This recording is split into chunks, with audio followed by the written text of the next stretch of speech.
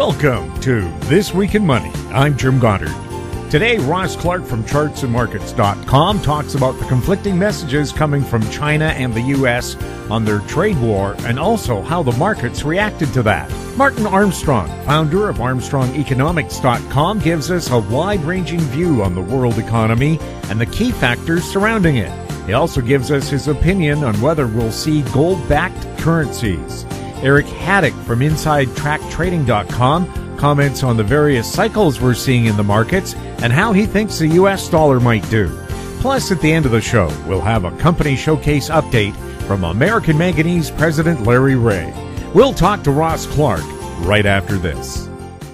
Media recognition from Bloomberg, Reuters, recycling trade publications. Patented process for 100% recovery of critical metals, including cobalt, lithium, nickel, manganese, aluminum. American Manganese is focused on recycling lithium-ion batteries for electric vehicles. American Manganese trades on the TSX Venture, AMY, the US, AMY.V, and Frankfurt 2AM. For more information, visit AmericanManganeseInc.com or phone me, Larry Reaugh, at 778-574-4444. Welcome to This Week in Money, the source for market opinions. Here is Jim Goddard. My guest is Ross Clark from chartsandmarkets.com, where you'll find insightful market commentary and timely technical analysis. Welcome back to the show, Ross. Good to be with you, Jim. Ross, conflicting tales from the U.S. and China on the state of their trade talks. How has that affected the markets? Well, it creates, once again, more of this volatility. Markets doing really well during the week, giving back on Friday. Depending upon the index you look at, sort of a mixed Friday. But overall, the breakout that we had a week and a half ago, anytime you break out at the end of October, early November, it typically will carry you forward for anywhere from 3 to 6 weeks. Actually, it's like 18 to 37 trading days, sort of the window that you look at there. So this market's in its seasonally favorable period, but as you approach year-end, one has to be very, very careful. And especially when it comes to presidential years, the leading into next year tends to be very much a stage where you get significant declines and advances. So I think either you're going to sit back and do nothing for a year, or you want to take advantage of some of the swings. Now, specifically, were there any areas of strength or weakness? Well, what we're seeing right now is that the consumer is really starting to become one of question. You look at the breakdown here. A lot of the retail outlets are starting to show some poor numbers. In terms of travel, companies like Expedia and TripAdvisor are just getting creamed right now. So you want to be more towards the value side of the equation. Take a look at the value indexes. The XLP would be one to take a look at on the U.S. side. And, the energies for my work, where I'm looking for the oil market to basically have a good year next year, it's, you want to be a buyer of dips in there because the crude oil is sitting here around 57. I think as long as it can hold the $52.5 to $53 range, you're looking at potentials up into the 70 plus. So definitely one spot to be looking at on hard breaks.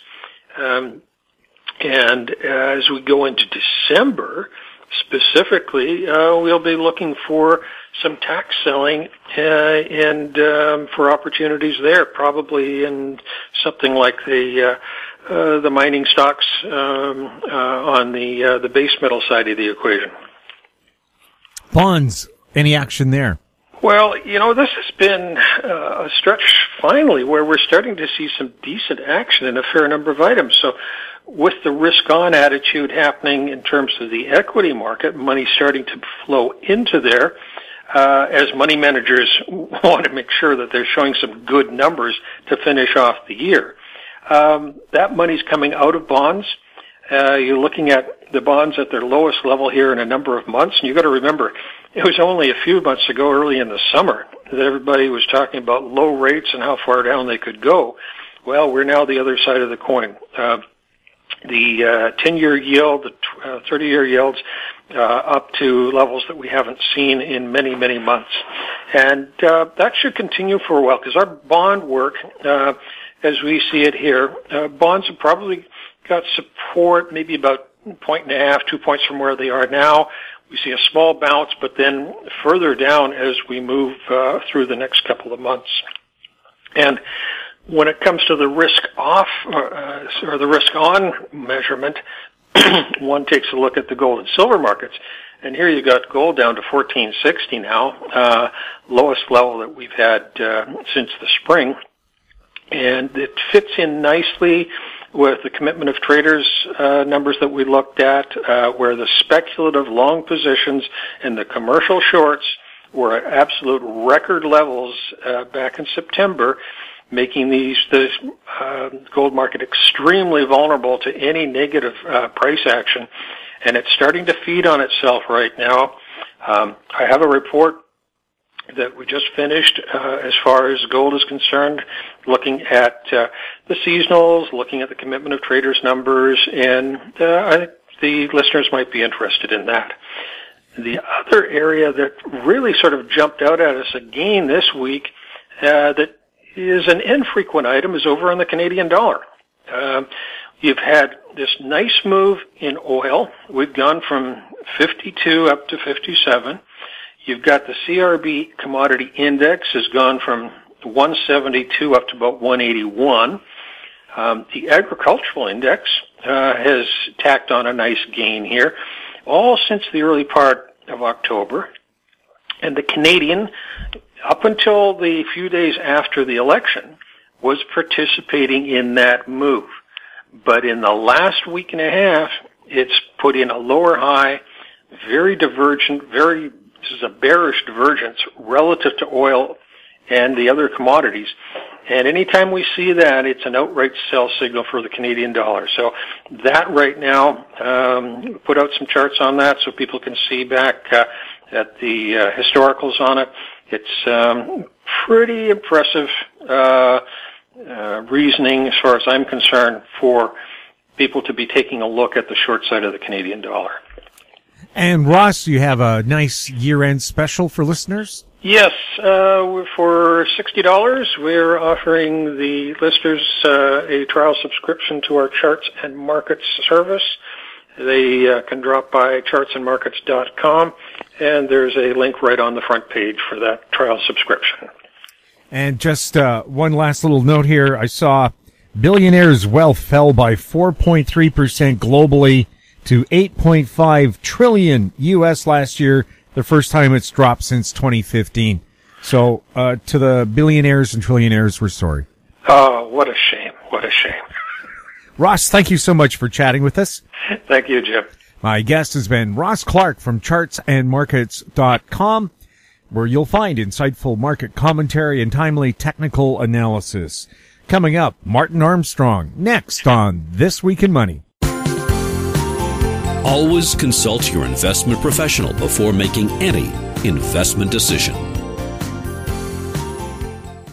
AMY.V Resources Limited is a gold exploration company with significant projects in British Columbia and the Yukon, trading on the TSX Venture Exchange, symbol ABN, and the OTCQB, symbol ABNAF. Surrounded by world-class gold deposits and mines, AMY.V's 23,000 hectares Forest Kerr Gold Project is located in the heart of the Golden Triangle in northwestern BC. For more information, visit us at AMYresources.com. This Week in Money is archived online at talkdigitalnetwork.com. Welcome back. I'm speaking with Martin Armstrong, founder of ArmstrongEconomics.com. He's speaking to us from Florida. Martin, welcome back to This Week in Money. Oh, thank you for inviting me. Martin, you were recently in Thailand. From a boots-on-the-ground perspective, what did you see and hear? Well, basically, we have really, effectively 4 operations from all up and down Asia. So we have clients on every side of the question of Hong Kong and in the middle. So it's been very interesting that way to see this. I mean, most of the concern has been about the protest in Hong Kong, and would they ultimately send a lot of the financial center from Hong Kong down to Singapore. That seems to be the major issue, really.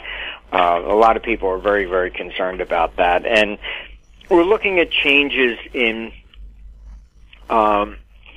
policies and governments everywhere. I mean, the protests in Hong Kong are just reflecting I would say that, the rise in tensions we're seeing absolutely everywhere in the world. I mean, the issues may differ, but people are just kind of fed up with the status quo. I mean, everywhere from Britain, to the United States. I think in the U.S., I think the 2020 elections are going to be the most violent we've probably seen in a very, very long time. My particular sources are not willing to rule out the fact that Hillary's going to step in January at the last minute.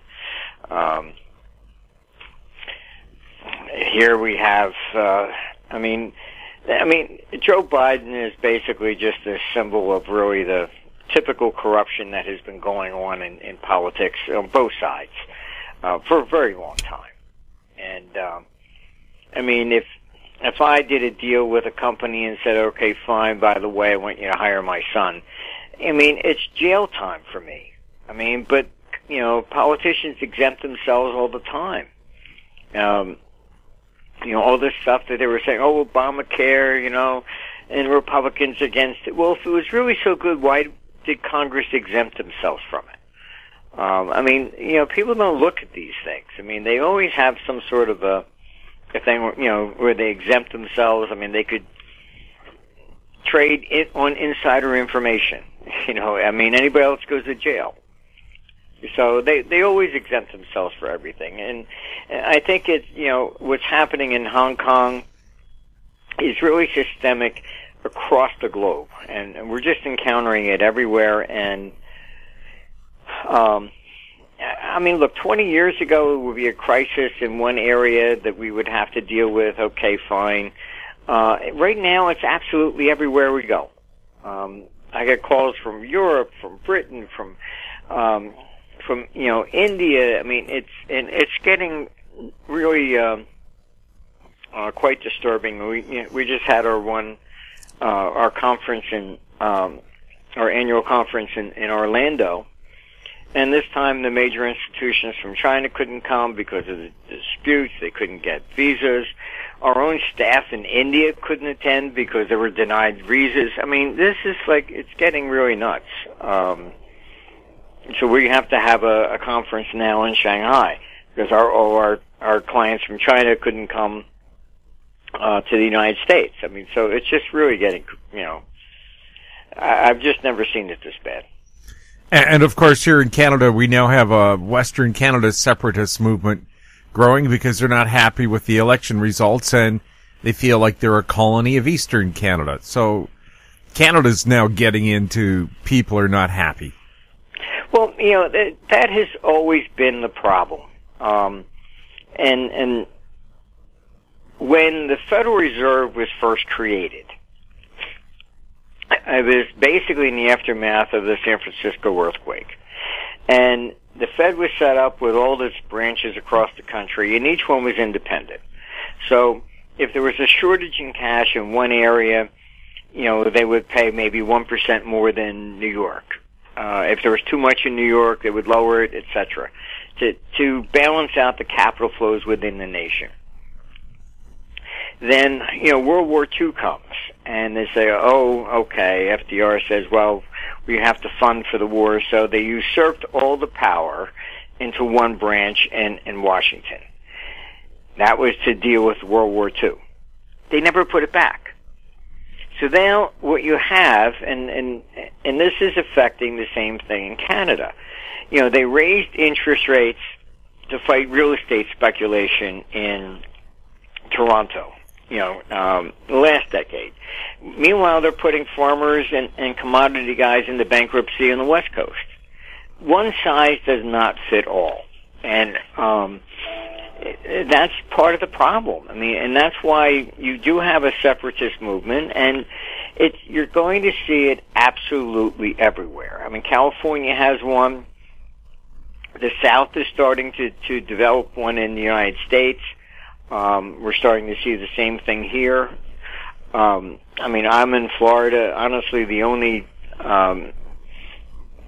sign I ever saw for Hillary during the election was Hillary for prison. That was it, So you're getting regional differences, and it's based upon the economy.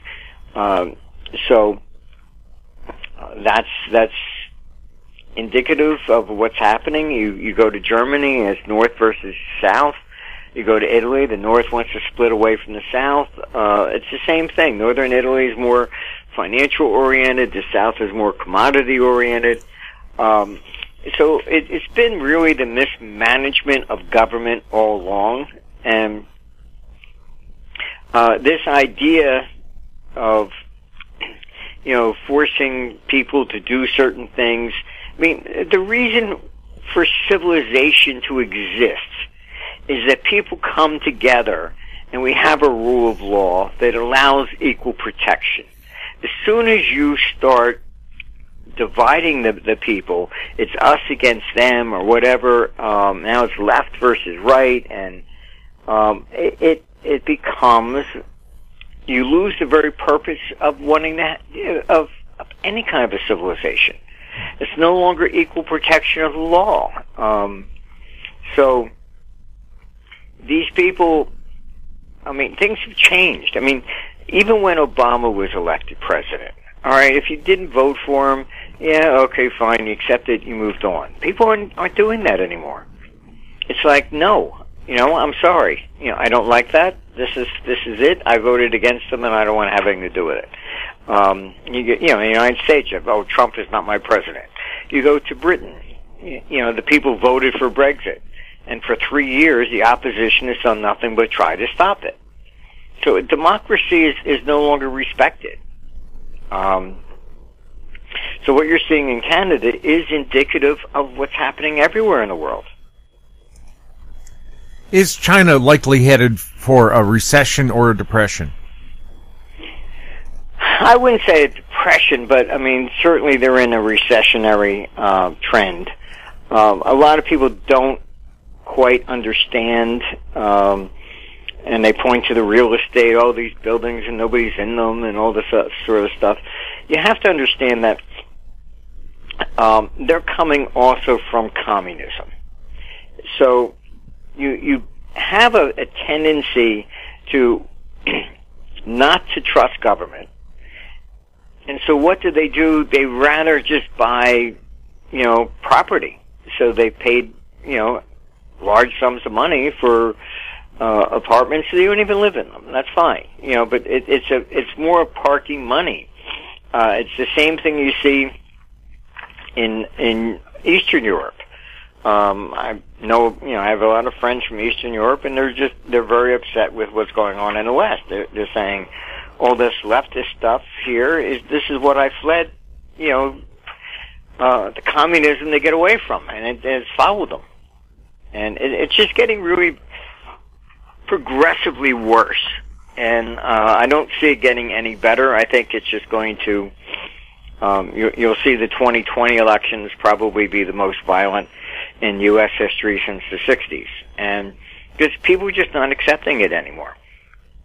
And, the whole impeachment against Trump, this is kind of absurd in a way that if people voted for the Democrats to go in to do something.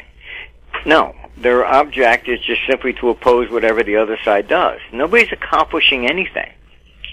And if you step back and you look at this, what the Democrats have done to Trump and Kavanaugh and all the rest of the stuff, and people, I don't like them. Okay, fine. So if they get back in power, don't you think that the other side's going to do the same thing to them?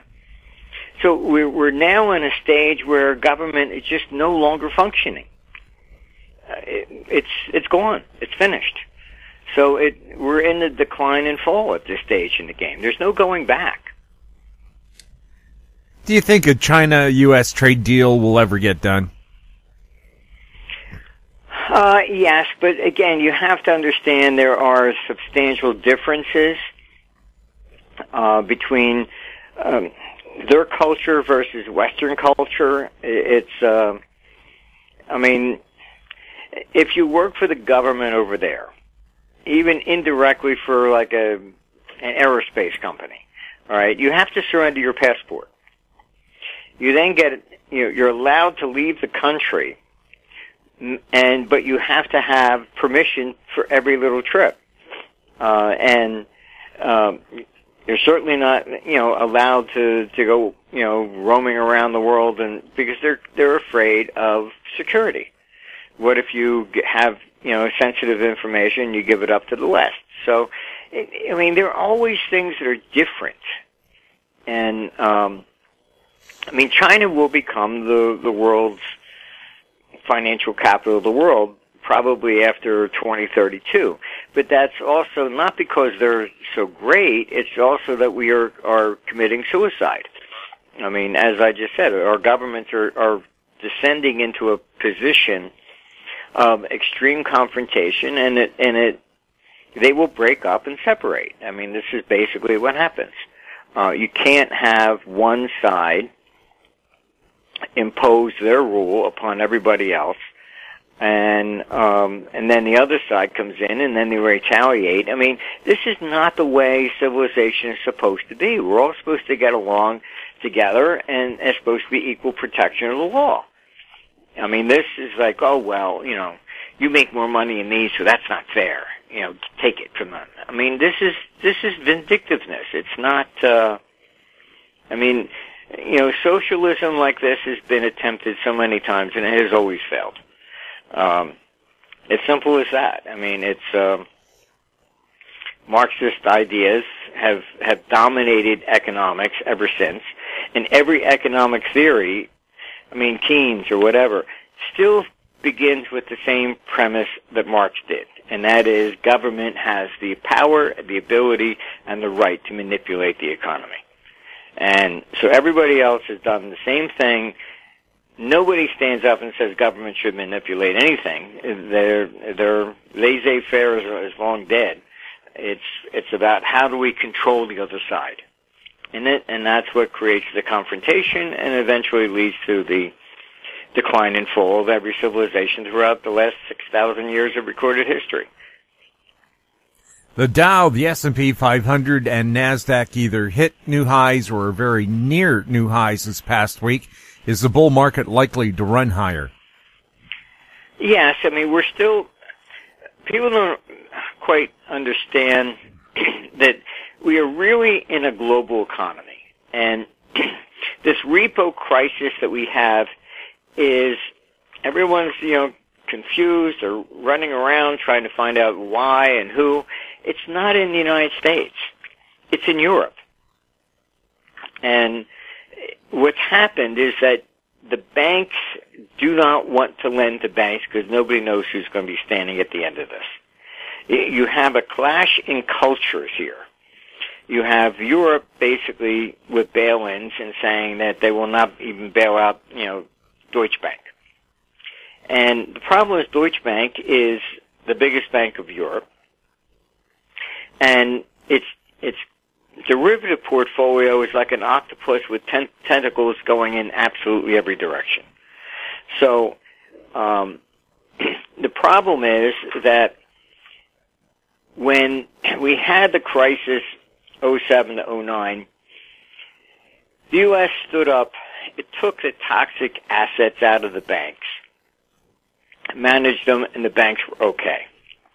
In Europe, they never did that because the euro was never designed to be a successful currency. They said, oh, gee, if we do that, then maybe Italy gets a little bit more than Germany or whatever, and that's not fair. So they're still separated. They have a single currency. Fine, the United States has a single currency, so does Canada. Okay, but the conditions in Alberta are different than they are, in Ontario.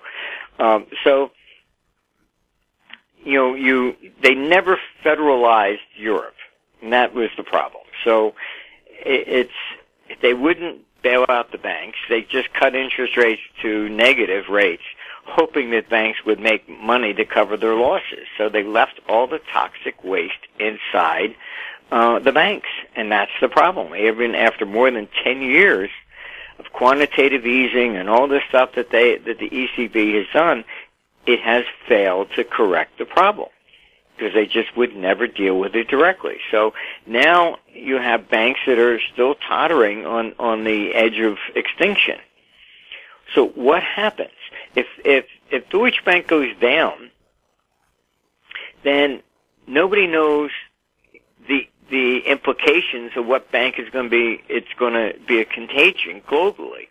So Europe's not going to defend it. They're going to say, oh no, our policy is to let it fail, whatever. And you do that, then you're exporting your losses to everywhere else in the world. So this is what the repo crisis is about. So you have some 23 banks in New York City, and they won't lend to each other. They all are putting it at the Fed, so the Feds have to come in and supply the other side for the repo market. So it's a liquidity crisis that is, to me, it's reminiscent of the long-term capital management crisis in 1998 in the sense that it was when the Russian bonds fell. They couldn't raise money out of that, so they started selling everything else they had. So it's impacting the yen, Canada, the United States, and people are looking at it. So why is this going down? There's no reason for it. The reason is that they needed money to pay another bill someplace else. And so we're in that same situation. But it's also a hybrid in the sense that it's still the toxic waste that's in the banks in Europe from the 07, 08. So, I mean, it's a combination of both of them. And the repo crisis is a complete collapse in confidence, and banks just don't know who's going to stand at the end of this. And the worst of it will probably be at the end of the year. And this is part of the reason why this U.S. stock market is breaking out to new highs. It's if you don't trust the banks, again, where you put your money. And it's like, well, I'll put it in equities for right now. And that's why they're moving up. They'll probably continue to go up.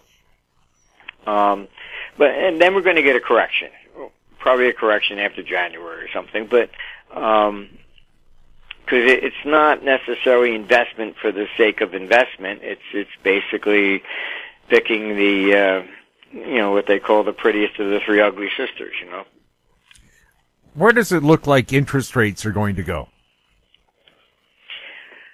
Well, you have an interesting situation here where we have a divergence between official rates and real rates. So the real rates you saw, like the repo thing, rallied up to 10% in a day, which forced the Fed to come in. So we have governments doing this quantitative easing. So U.S. is okay, but in Europe, negative rates, nobody's buying this stuff. And it's just being bought as for punting. So it has no home. So the worst part of this is that you've got about $17 trillion in negative yielding sovereign debt. 16 of it is sovereign. And U.S. national debt, you're around about 22. So, I mean, you're talking about a huge amount of money that's negative. And once the punting stops, then, which will probably be early next year, then those bonds are they're gonna absolutely collapse. I mean, they're gonna drop 20, 30, 40%. And that's going to be the next financial crisis we have, because nobody's going to want to buy them unless they really get a deep discount, so that's effectively an 8% yield. So you can have official rates by central banks, provided they continue to buy their own stuff.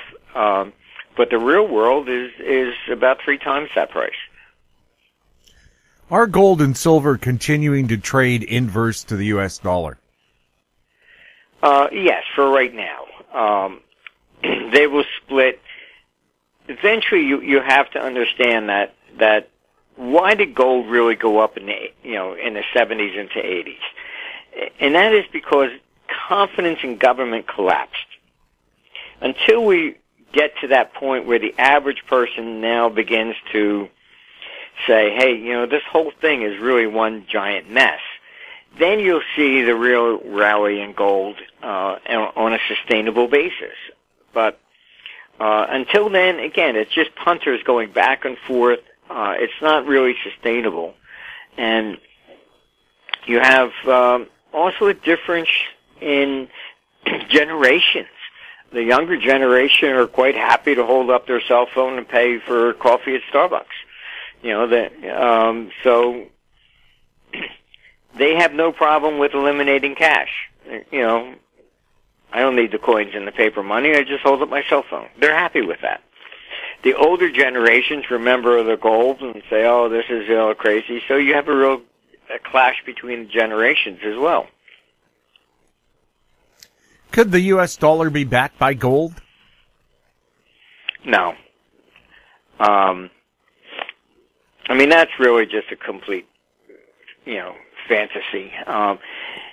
There's no way to do that when you have all these unfunded liabilities.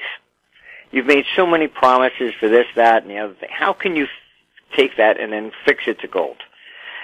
That's why Bretton Woods collapsed. You fixed, the dollar to gold, but then you kept producing more and more dollars, and you didn't change the ratio. And then eventually it had to collapse. And we're back at the same thing again. This idea of backing the currency with gold, this is so old and antiquated, and it's not even remotely possible. You have to completely change politics. How can a politician run and say, vote for me and I'll give you X, Y, and Z? They can't.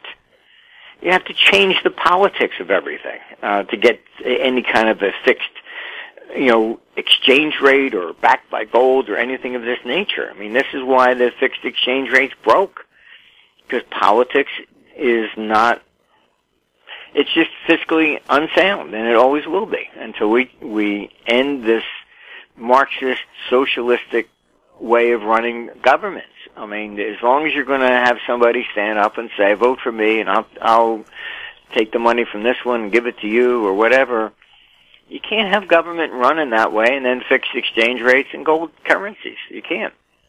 Do you think China is going to back their currency with gold? No, it's any sort of a fixed exchange rate is doomed, because the economy does boom and bust, and the currency has to be able to float. If you fix the currency, then what happens? Everything else falls apart. Take the euro, for example. They said, oh, the euro, we're going to single currency, everybody will pay the same interest rate, etc. And what happened was very simple, was that you ended up with a situation where all the countries immediately ended up having to pay their own, interest rates. People then began to look at the sovereignty of Britain versus, Spain and Italy and Switzerland. And the Swiss tried to peg their currency. That broke. All they did was move the volatility from the foreign exchange markets to the bond markets. You can't get rid of this. Everybody's going to look at it and say, well, he's doing better than this one, so there's going to be a difference. And that's the problem with fixed exchange rates. You can't fix things like that and then have politics running amok the way we have it. Could the Canadian dollar be backed by resources in the ground, including gold? No, again, is really backing any currency is everything. It's not just its resources or something like that. It's its people. And proof of that is just look at China and just look at Japan and you look at Germany. All right? All three of them had virtually no gold. All right? They all rose to be the strongest economies. Just because they had gold doesn't mean that was it. I mean, you've got plenty of places with gold. I mean, look at Russia. Why couldn't it rise to be a major economy? Because of corruption. China had nothing. All right? Its people is what produces the wealth of a nation. They have to be educated, etc., and there has to be a good work ethic. Otherwise, it's not just a sheer number of people. They can go down to Bangladesh or something. But and resources are not. Japan has no resources. It rose to be the second largest economy until they blew it. So it's more than just pure resources. This is very old way of thinking, a mercantilist. I mean, it's in a modern economy. It's really what the people can produce, and that's what really makes the wealth of a nation anymore. Mm-hmm. So it wouldn't make any difference if they decided to back their currency with silver, say, instead of gold.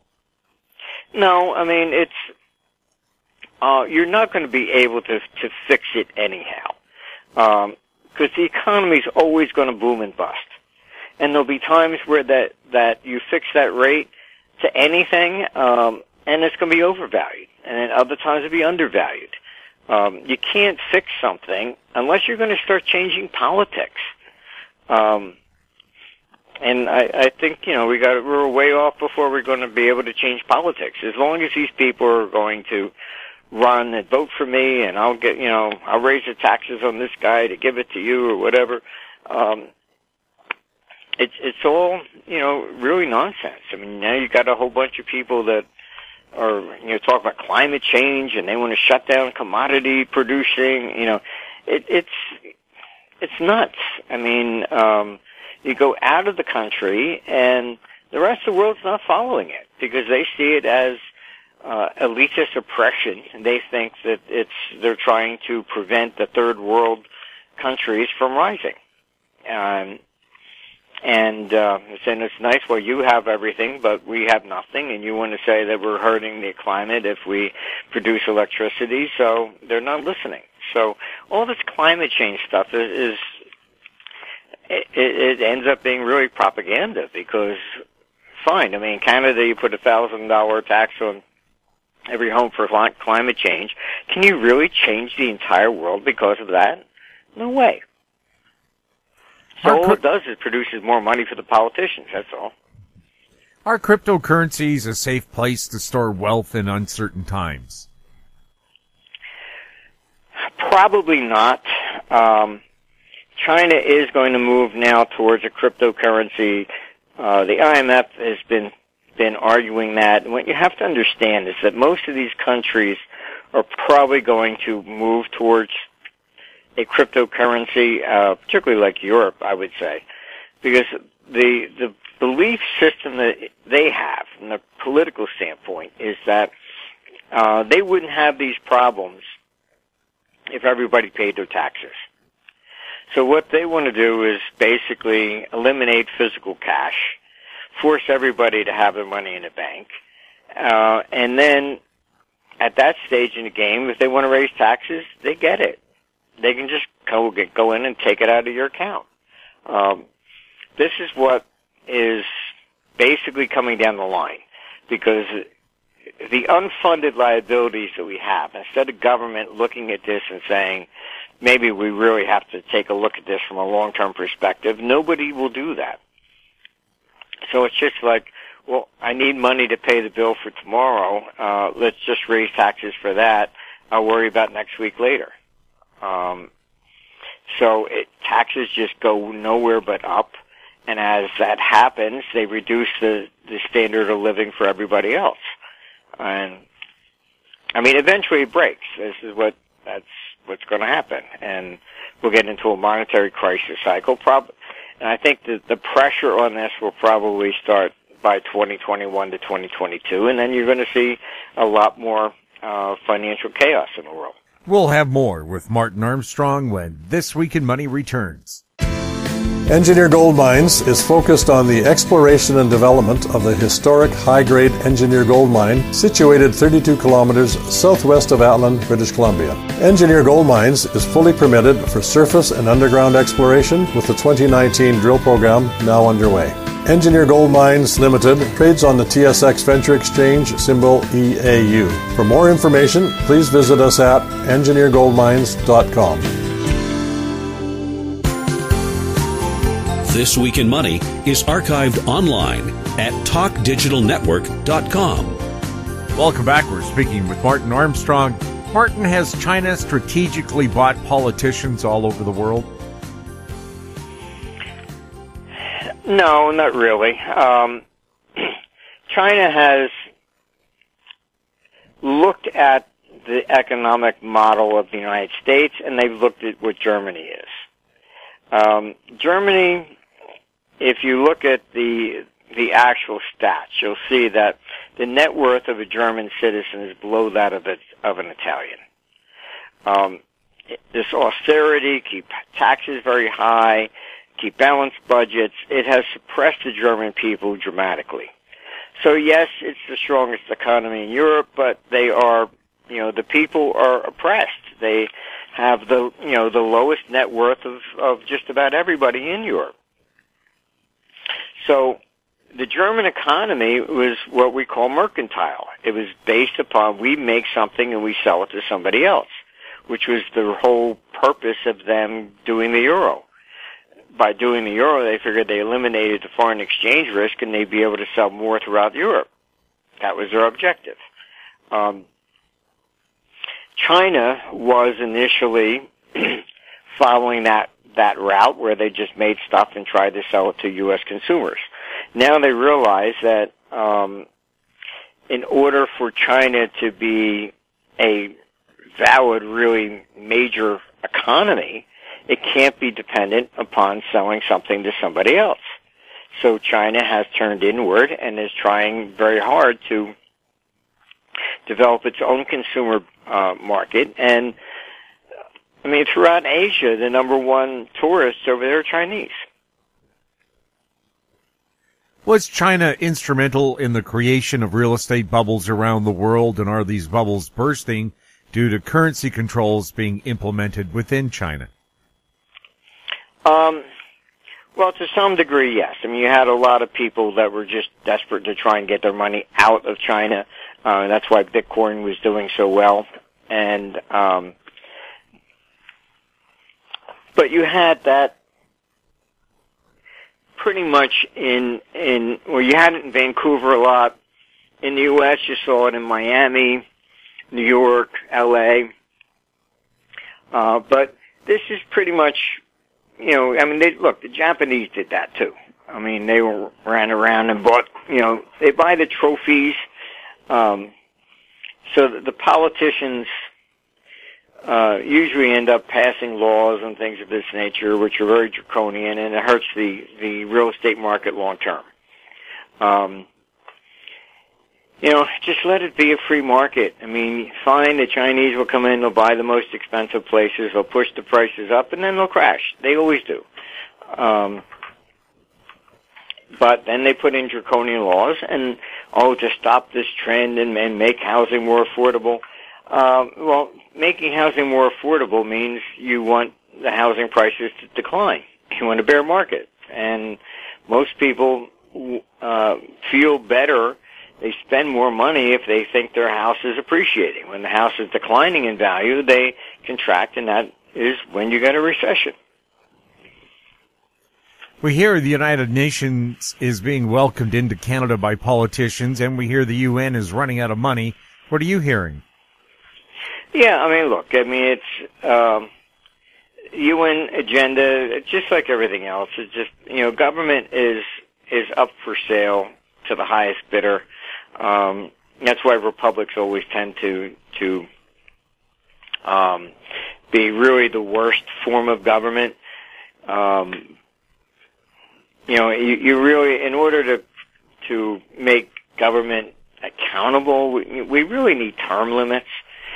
These people that run for politicians, their career. And this is what is part of the uprising on a global scale. I mean, outside North America, they call it the Trump Revolution. Not that he did something, per se, himself, but it's simply that people are voting against this status quo, and they're kind of fed up with politicians, and it's always the same story. Vote for me, and I'll give you X, Y, Z, and that's it. So it's kind of a bribery sort of thing. But my years of experience with government, I can sum up very easily. If I've gone into meetings and say, listen, if we don't do this, X, Y, Z will happen. 25 million people will die tomorrow. And then they'll say, well, maybe you're wrong. It's basically, if somebody, if I were to run for president and said, vote for me because I saved your job, I prevented a recession. Are you going to, most people would say, well, how do I know there would have been one? Politicians don't get elected on preventing something. They get elected for investigating something. So it's much better you lose your job, and then I run for office and say, vote for me, I'll get the guy that did it. And everybody cheers, launch an investigation, and that's what they do. So government will never prevent a crisis. Even Larry Summers admitted in an interview on Bloomberg that they have never been able to anticipate or forecast a recession since World War II. And yet these are supposed to be the brightest guys and economists, etc. They have never accomplished a single thing, even one time. You look at these negative interest rates. It's just, they've wiped out pension funds. They've wiped out savers. You've got a major pension crisis. They're really idiots. They tell people, they pass laws that, pension funds, we have to make sure everybody's okay. So they pass a law that you got to buy, that pension funds have to be, in Europe, at least 80% invested in government bonds. But then you take government bonds, you make them negative interest rates. And nobody do you realize what you're doing to the pension funds? They're all turning up insolvent. Oh, gee, I never thought about that. How about that? It's unbelievable. We have the most incompetent people running government that you could ever possibly imagine. They create every crisis that I have ever looked at, and they're the ones that do it. Is there talk of a worldwide income tax? Yes, Europe is moving towards worldwide taxation. This is part of the problem. What I'm talking about, it's the death of socialism. People say, "Oh, you're wrong. It's capitalism that's falling." No, capitalism is not falling. It's a socialism in the sense that they have promised so much in things and social, security, and pension funds, and all kinds of benefits, but they're not funded. So what happens is that they keep raising and raising taxes, and the next stage is basically they're going after worldwide income. Netherlands has already started. Corbyn in England, and he's even outright came out and publicly stated, he says, "Yeah, the rich better be afraid when I get a hold of them." This is what I mean about politics. It's turned into just class warfare on a grand scale. This is what caused the Russian Revolution. It's what happens. They don't realize, but over socialist, Marxist theory, you had, with 300 million people died fighting that. Get to keep doing it again. With current economic cycles, could an independent Western Canada become a reality? Look, you have a completely different economic system from the East Coast, and it's the same thing. It's every region is different. I mean, the North was the manufacturing thing, and the South was basically the commodity thing in the United States. I mean, it led to the U.S. Civil War. But every country is different. I mean, you go to Greece, and tourism is a very large part of their economy. You go to Germany, it's not. Or Norway, it's not. And go to Norway, it's mostly oil. So everybody's different. I mean, you can't have one policy fits all. And, government is just not, they keep changing things as they go, and they never put it back. When the Federal Reserve was first created in 1913, it was properly designed to stimulate the economy. They would buy corporate paper, 90-day paper. So if a corporation couldn't borrow because the banks were in trouble, so the Federal Reserve would buy their corporate paper, and therefore they wouldn't have to lay off people. Then what's happened is, ever since then, is that World War I comes, buy our debt, because we need to fund the war. So they do that, then they don't put it back. So now the Fed doesn't buy corporate paper, only buys government paper. Then World War II comes. We have to usurp one interest rate because we have to fund the war. Okay, so they do that. They don't put it back. Then you have the crisis of, in 2007. It's like too big to fail. They could take over McDonald's now. It doesn't even have to be a bank. If they just declare it's too big to allow it to fail, the Federal Reserve can take over anything. It can take over Target, Walmart. I mean, it's absurd. Nobody in their right mind would design a central bank to do what it can do today. Could Wexit in Canada end up running into hurdles like Brexit in Britain? Yeah, of course. The governments are going to fight like heck. The United States, they're going to say, that they have no right to withdraw. They pulled that stunt in Spain. The European court said you have no right to object to government, and this is tyranny. So sure, you're going to have people that are going to fight because you're going to have the socialistic side demanding that they can oppress the people in the West, and it's the old adage, they can't sleep at night worrying about somebody doing something that they don't like.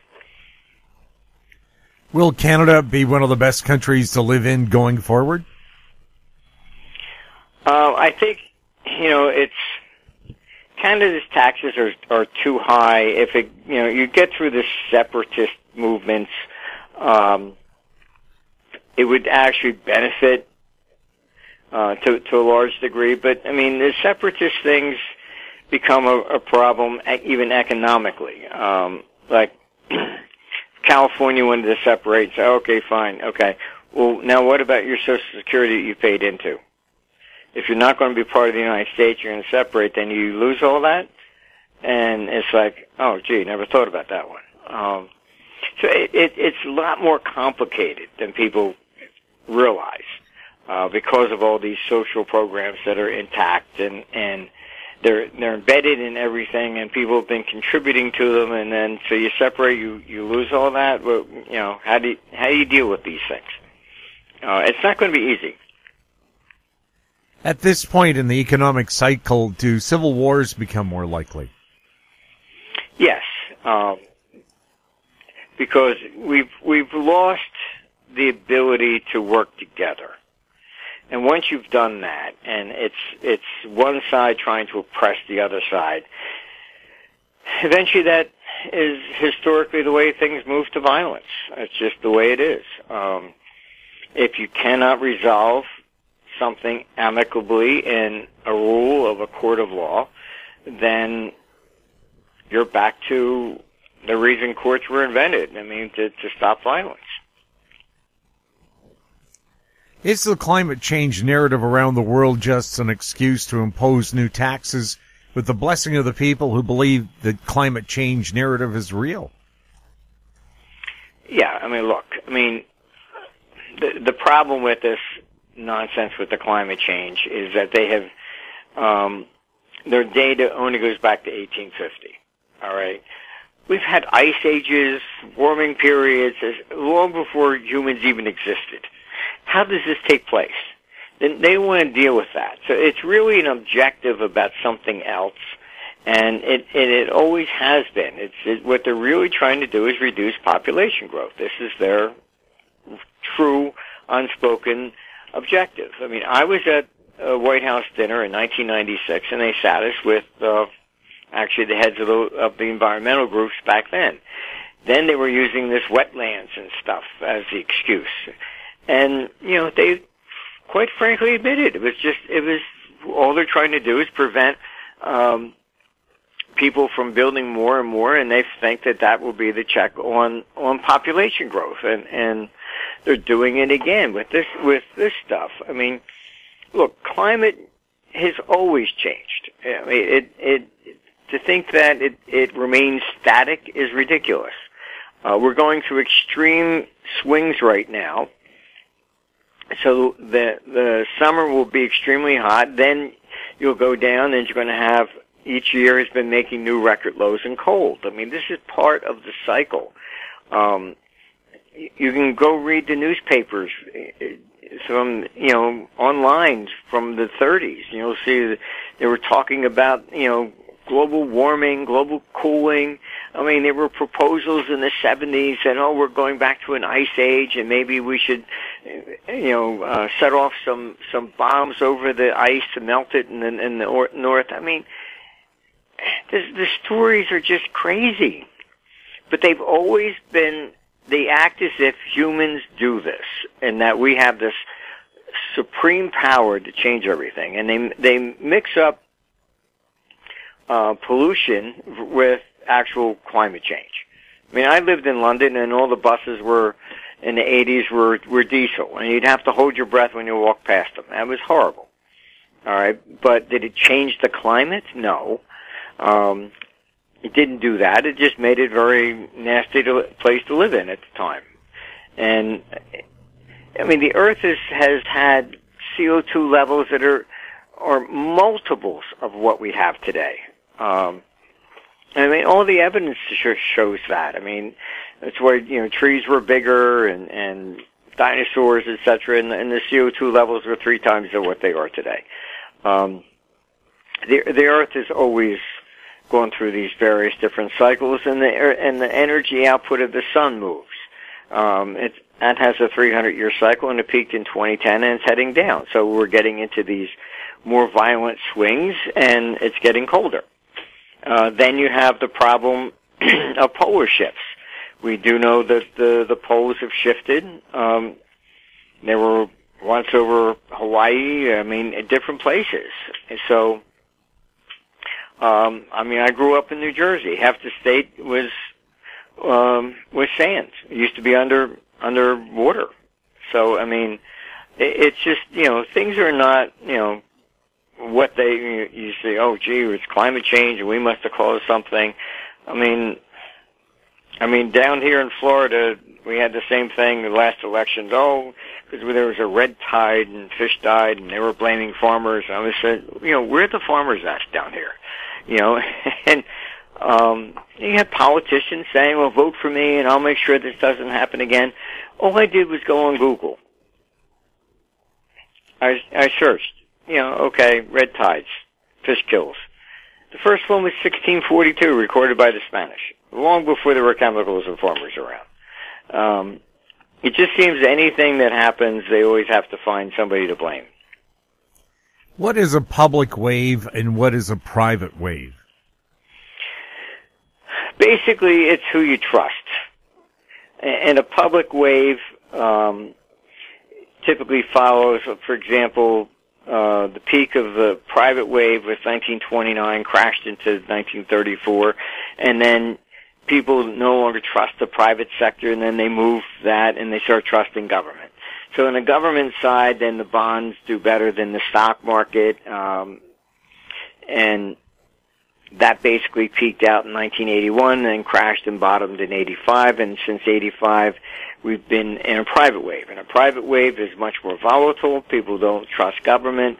The things we're going through right now with separatist movements and things of this nature, so it's people don't accept the status quo anymore, and it's government that is the problem. So it always flips back and forth. It's the private sector is the problem, then they turn to government. Then when the government's in problem, they turn to the private sector. So this has been going on for, millennia. Are you suing the U.S. government?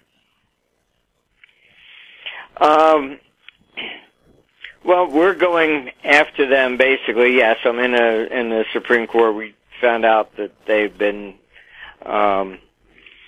taking illegal fees for 20-some years that we should have been notified about, and it's typical corruption. It just goes on and on and on, and it looks like we're actually being accepted in the Supreme Court this time, and so it's going to be very interesting. What markets are you currently watching closely? Mostly the stock markets right now, the repo markets. I would say mostly those areas. The stock market is still pushing higher as confidence is really coming into question with the repo crisis, and it's just people just trying to park money, and they don't know who's on first at this stage of the game. Do you have any investing wisdom you'd like to leave us with? It's all kind of coming to a head around January, and then you're going to see probably not much but contention building throughout 2020. You're going to have Britain going into elections on this December 12th. It's absolutely everywhere in the world is in chaos right now. So capital hasn't really made its decision where it's going, or what is safe for a couple of years even. So I think you do have a risk of a correction next year, and then it will flip around and turn back out and blow out to new highs again. You have a new book coming out called Manipulating the World Economy. Can you tell us about it and where people can find out more about it? It's actually off at the printers right now, but we're hoping to get it out for Christmas. But it is effectively, I put together a complete review of all the different manipulations that governments have done to try to really control the economy. A lot of the stuff that we've been talking about, and a critique really of this new modern monetary theory, which is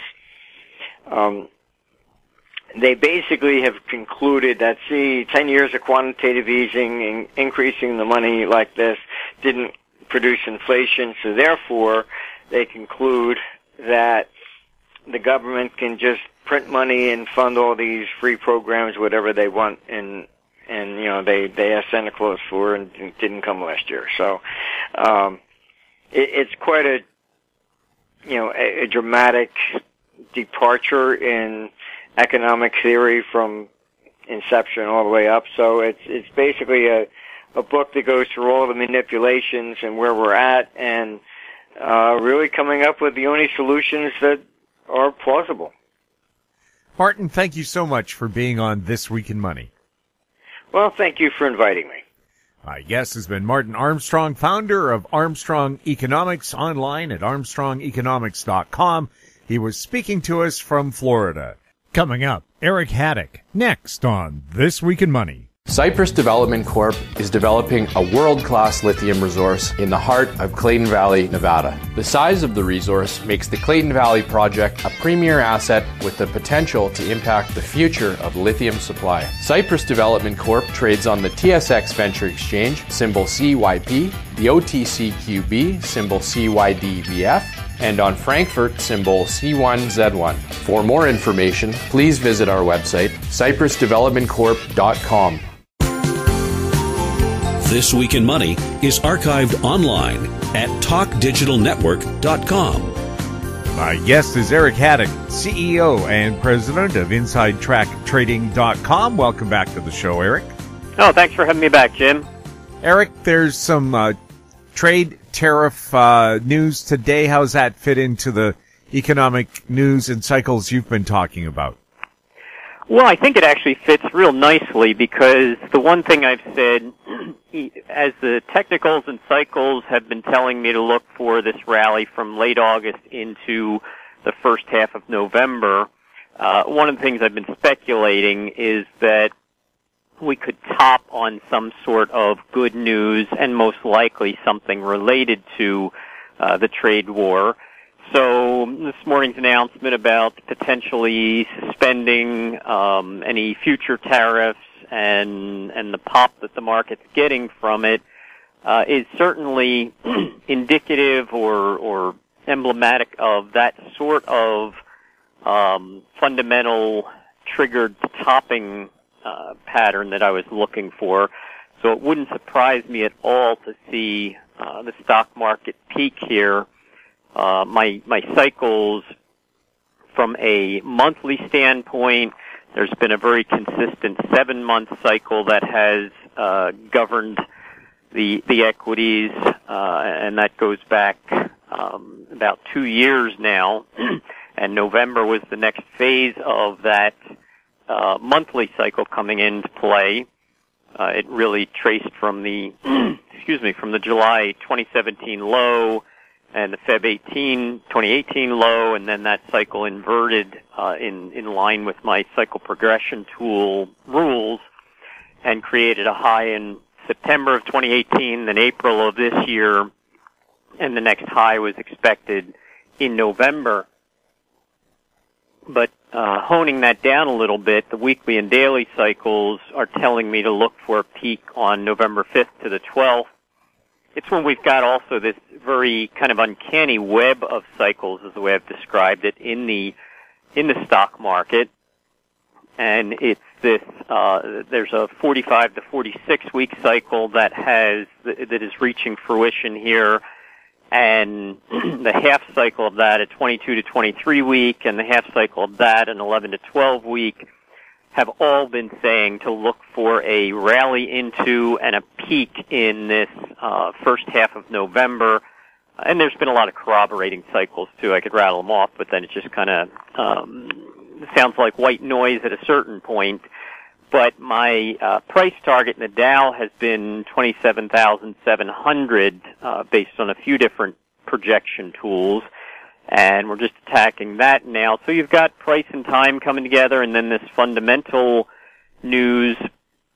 The other interesting thing to me is, and I just kind of elaborated on this in a special alert that I did yesterday, and I'd be happy to send a copy to any of your listeners if they request it, but is I frequently watch what I just refer to as a key proxy stock, and that stock being Netflix. And to me it's been uncanny how it has presaged different moves in the market dating back to the second quarter of 2018, and often it is signaling turns ahead of the rest of the market.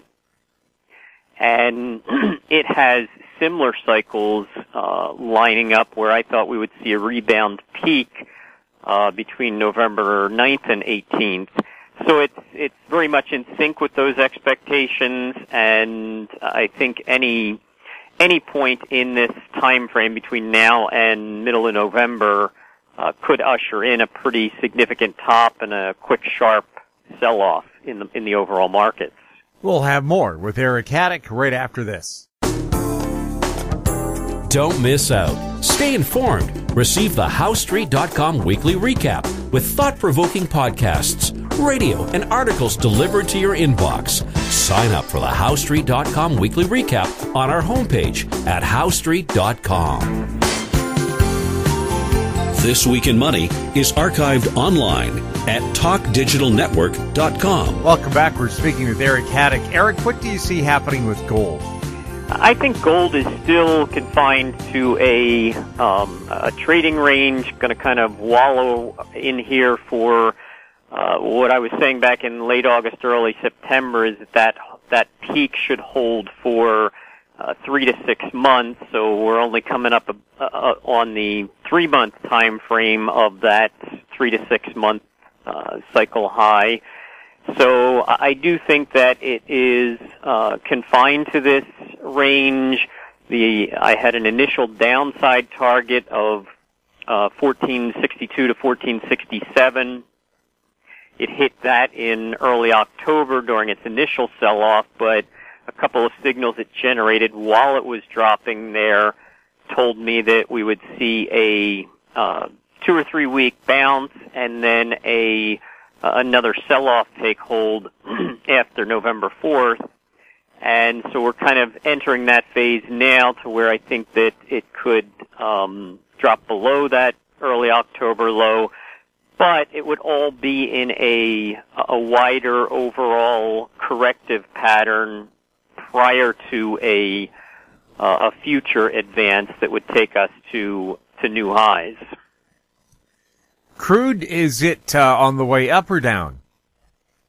Crude has a real critical resistance and upside target level right around 58.50, and it, as is often the case at the primary turning points, the equity and the energy markets have similar action. In between the big turning points, they kind of go off on their own, but at least for the last 2 to 3 years, you've seen a pretty close tandem between the two of them, trading in sync. And all that to say is that crude has a combination of cycles coming in between November 8th and 15th when I think we could see a peak, and ideally it would be at or below that 58.50 level, and then see a sell-off from there. I am watching some certain timing indicators coming in at the end of November, so depending on the magnitude of the next sell-off, that could be a pretty significant time frame, but right now I think it's confined to a 3, 4, 5 month trading range, and I think that 58.50 is going to be the upper end of that trading range. Eric, any other key cycles you're keeping an eye on right now?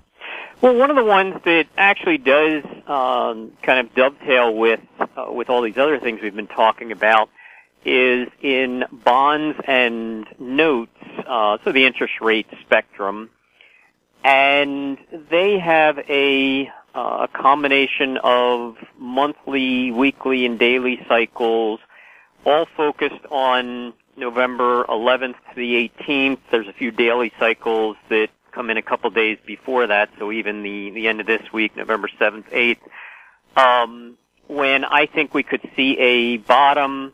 The one thing that I needed to see from a kind of a wave perspective is to see them spike below their mid-September lows, and that to me would complete an ABC type of correction where we set a 3 to 6 month peak in late August, and then you see an initial decline, which is the A wave, then a rebound of at least half of that, maybe 2/3 of that. That's the B wave. And then another decline that goes down and retests and spikes below that first low, being a C wave. And that's a pattern that's also, from a broader perspective, indicative of a market that is still going to see another advance in the future. as long as we hold some key support levels, that would still be the wave interpretation that I'm going by. But bonds and notes have had a little bit like what I was talking about with the stock market, although it's a little bit offset as well. But they've had a very consistent 13-month cycle, which more specifically is about 56 to 60 weeks in duration. And it timed the major high in July of 2016, and then subsequent secondary high in September of 2017. And that point it signals an inversion on this cycle progression tool I use that projected a drop into October of 2018, so a low at that point. And then you expect to see successive lows, ascending lows after that. So November of 2019 is the next phase of that 13-month cycle when I thought we'd see a secondary low, but it's all part of an overall advance into, I think, mid-2020. And so you're coming into this time frame. There has been a breakdown of bigger cycles into intermediate and smaller ones with a very consistent 4-month and 2-month and now even 1-month cycles, all pointing to this. Really, it's overall, it's November 7th to the 18th, if you incorporate all of the different cycles I'm mentioning, as the time for a very significant bottom. So it wouldn't surprise me to see that also come on that fundamental news. Things look good for the market, things look good for the economy, so bonds and notes spike lower, and then a bottom is formed at that point. So it's that whole narrative is unfolding pretty much as you would expect to see near a very significant, a multi-month turning point.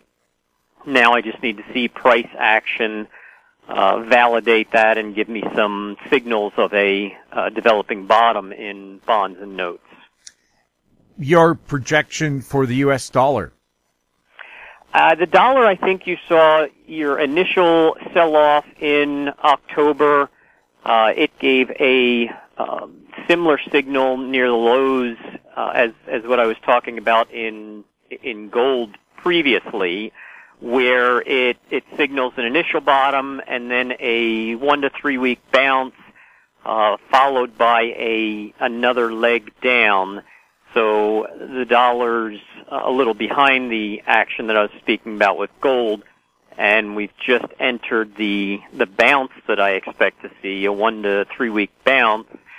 But I think it's going to turn back down before mid-November and see another sell-off into early December, and that's really going to be a critical time for me based on a host of other indicators, timing indicators, as well as cycles, and even some fundamentals, seeing if the dollar is in more trouble beyond that, or if that is just the culmination of a 2 to 3 month correction. Eric, thank you so much for chatting with us. Thanks for having me back, Jim. My guest has been Eric Hadik, CEO and President of InsideTrackTrading.com. And that wraps up our show for this week. We'd like to thank our guests, Ross Clark, Martin Armstrong, and Eric Hadik, and thank you for listening. If you have any questions for the show or our guests, you can send them to info@howestreet.com. Now stand by for a company showcase update from American Manganese CEO and President Larry Reaugh. I'm Jim Goddard. We'll be back next week with more This Week in Money. Comments made on This Week in Money are an expression of opinion only and should not be construed in any manner whatsoever as recommendations to buy or sell any financial instrument at any time. Archived online at TalkDigitalNetwork.com. This Week in Money is a production of Howe Street Media Incorporated. Executive producer is Tom Allen. Welcome to Company Showcase, an advertising feature on HoweStreet.com. I'm Jim Goddard. I'm speaking with American Manganese CEO and President Larry Reaugh. Larry, still pretty busy around the shop? Oh, it's been busy, Jim. We've had some interesting things that have happened in the company. But before I get into that, I just received a shareholder's letter, and they were wondering about the testing that's going on. I expect, and I hate to give timelines because, they're not in my control, but I really do expect that next week we'll have the results of the current testing we're doing. And, it would certainly be after Monday, which is a holiday here in BC. So we'll see what comes. And sometimes I wonder if maybe I shouldn't give too much expectation out in my podcast, because I always get backlash on it. And but people have to understand that when I ask somebody for when they think they'll have it ready, and they give me their best estimate, it's not in my control, and it's really, not in their control. This is R&D, and which is another word for trial and error. So it happens when it happens. But I just want to remind everybody that we've already proven our proof of concept. So it's not like we're trying to reinvent the wheel here. It's we've already proven what we can do. And we work with the material that we get, and if that material is not prepared in the proper way, then it's more time consuming, and we have to try to get the best results we can out of it. But with our process, we have patents running right through from the disassembly of the material off of cathode materials, and to the metallurgical process that allows us to capture all of the cathode materials. So that's said and done. We did send out to our shareholders a interview that happened with a London group called Best Mag, and what I'd like to point out there is that they said in the first paragraph it was difficult to find any companies which could demonstrate they had made significant progress towards a commercial process. And so they settled on us, which is a big kudo for us. And this is a magazine that does thorough research, and we got onto their list, and they interviewed us, and that's fantastic. Another thing that I have attached is a patent infringement lawsuit. I've talked about patents as protecting the holder. That's why we've focused on the patents and the process in the first 2.5 to 3 years here to make sure that we had that all locked down. And because now you're seeing, I just included one lawsuit that's going on between a company on lithium-ion batteries. And that lawsuit just gives you an example that patents do protect you. And if you're caught using somebody else's patented process, you could be in for some steep fines. So I just wanted to bring that up so people could see that, hey, that's what patents are all about. Patents are to protect the originator of the patent, and in our case, that's us. So we would hope that nobody would be trying to copy our patents as such. Now, I think things are getting a heck of a lot better out there in the market. If you haven't noticed, there's all kinds of recycling news, not just from guys that are claiming to recycle, but actually articles on them where they're actually starting to think there might be some profits in recycling. And we are certainly getting a lot of attention off of that. And, I wish that the shareholders just sit in here one day and see how many calls come in and how many conference calls there are. We're early in the game, but things will start happening very rapidly. Next year should be a banner year.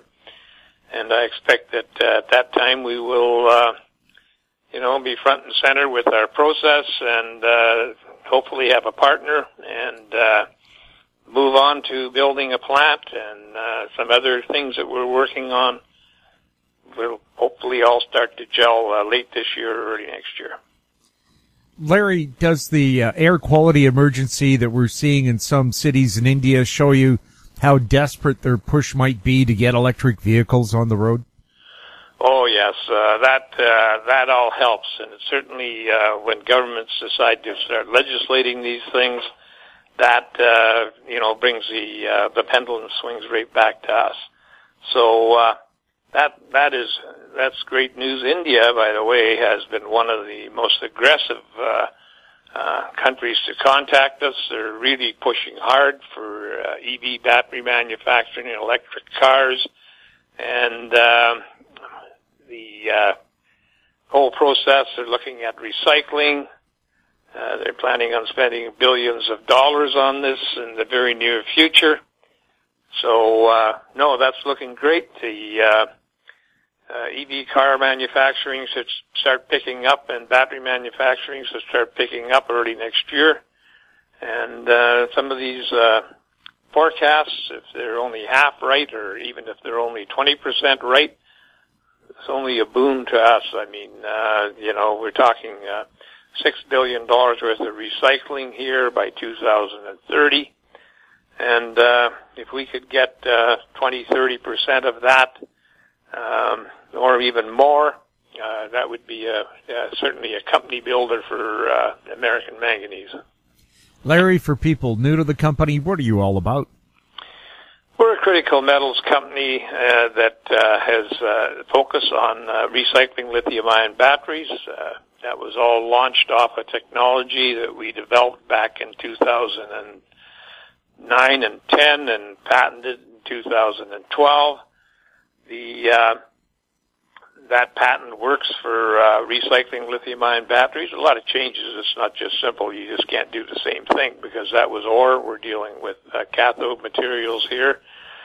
And but it's developed a whole new set of patents for the company that allows us to actually say we can actually recycle lithium-ion batteries and get great, fantastic results. And maybe we won't get the peak results that we did in the initial testing, but certainly would put us front and square in the game.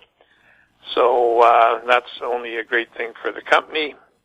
You can do a due diligence on us at AmericanManganeseInc.com. You can phone us at 778-574-4444. You can email me at lreaugh, LREAUGH at AMYMN.com, and I will try to answer your questions. We are traded on the Toronto Venture Exchange under the symbol AMY. We're traded in the U.S. under the symbol AMYZF, and we're traded in Frankfurt under the symbol 2AM. Larry, thanks for the update. You're welcome, Jim. We've been speaking with Larry Reaugh, CEO and President of American Manganese. I'm Jim Goddard. Our conversation took place on November 8th. Comments made on Company Showcase are an expression of opinion only and should not be construed in any manner whatsoever as recommendations to buy or sell any financial instrument at any time. Archived online at HowStreet.com. Company Showcase is a production of How Street Media Incorporated.